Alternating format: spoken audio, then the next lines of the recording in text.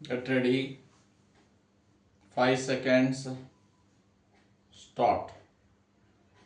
In discussing the demands for grants of the Finance Ministry, we have got to see what extent the administration of this particular ministry has led to the development of our national wealth and the securing of the welfare which our state claims to have in view.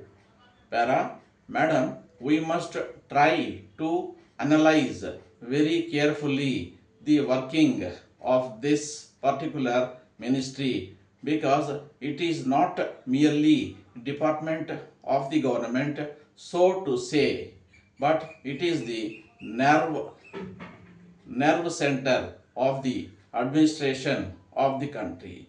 I would like first to refer to the role of foreign capital because in determining the manner in which the permission of capital issues has been granted by the particular administration, we should keep in our mind to what extent the interests of our nation have been served.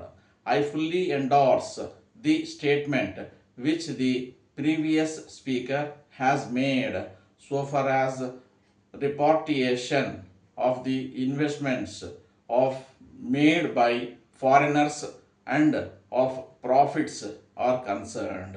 We have dealt with this topic quite a number of times, and I do not want to reiterate anything apart from only supporting what the honorable member who just now spoke said.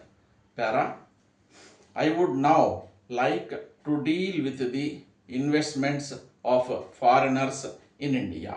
Madam, the government of our country accepted the proposition that in allowing foreign investment, it should come in only in such industry and such form of production wherein our national investors will not come forward and in which technical skill is wanted.